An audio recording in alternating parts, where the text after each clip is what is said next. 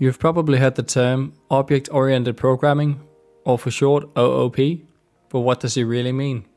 Let's break it down using something simple, like animals. First off, the reason we use OOP is to make our code more organized, reusable and easier to manage, especially as our projects grow larger and larger. So instead of just having 1,000 lines of code out here in the program, you would spread out the responsibility of the code in each different class. So let's start off by making our animals. First off, we need to create a new class. If you go over here to your Solution Explorer, then you can right click your project name. Mine is just called Hello World. I'll right click it, go to add, and here almost at the bottom you can add the class. There's a bunch of things here, but for now we'll just add the class. I'm just going to call my class animal. Click add. Now we have a class called animal. I'm just going to make it public so it's visible elsewhere. Before we start creating our animals, let's just quickly think about what animals do that differentiates them. So for instance, animals have different names and they also make different sounds. So let's start off by creating variables for that. I'll create a private string called name. So now the animals can have a name. And I'll also use the string variable to create the sound. So we have a private string name and private string sound. Now to create the animal objects in our program, we need to use something called a constructor. So the constructor is basically what creates our objects in the class that we've created, in this case the animals. And the constructor also makes sure that the objects we create have all the properties they need. So to create a constructor, you start by typing public and then the class name, so in our case animal. So public animal and then open parentheses. And here you will type the properties they need. We would like them to have a name and a sound. So we'll actually type string name and comma to separate the properties, and then string sound. Then after the parentheses you add curly brackets, and now we want to connect this name and this sound variable to our variables up here.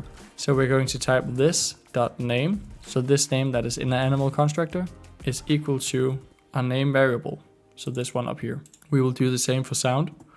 This.sound is equal to sound. So now we've actually created our constructor. We can construct an animal, and when we create the object, it needs to have a name and it needs to have a sound. So if you go back to the program class, go into your main, now we can create the animal. So if we type animal, now we can create a variable of the animal. So here you can call it whatever you want. I'll create a dog for starters. So we have an animal dog is equal to a new animal. And then when I open parentheses, you can see that it wants a name and a sound. So both are string variables, so I have to open quotation marks.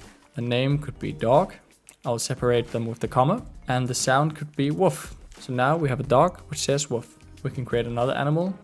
Let's create a cat, which would be equal to a new animal. So here we'll type cat in the name category, and the sound variable would be meow. So now we have a dog that can say woof and a cat that can say meow. But what do we actually do to add them to a program?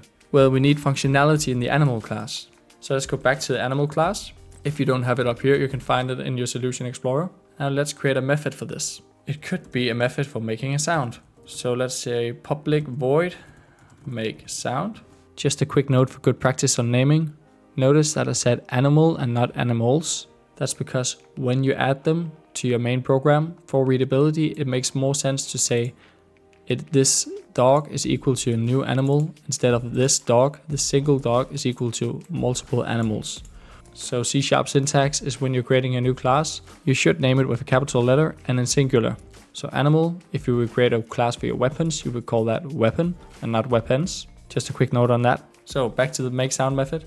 Could make the console write something. Here I'm just going to add this $sign. I'm adding the $sign so we can fetch our variables in the program. So the $sign with quotation marks, and then inside curly brackets I can now say name says, and then I can use my sound variable, sound. For instance, the dog says woof, the cat says meow. If I don't use my $sign, then it will just all be one big string. So now we have an animal with a name and a sound, and it can make this sound. So now it's time to use the objects we've created, the dog and the cat, in our program. So we will just reference our dog or the cat by using the name variables. I'll use dog.makeSound, followed by parentheses, semicolon. I can also use cat.makeSound. So now the dog and the cat should make the sound. I'll just use console read key so it doesn't shut off right away. And when I run the program, dog says woof, cat says meow. And as I told you earlier, This is also a really good way of making your code flexible. So let's say instead of a dog, you wanted a tiger and it had to say roar, and you wanted, instead of a cat, you wanted a parrot and it says squawk.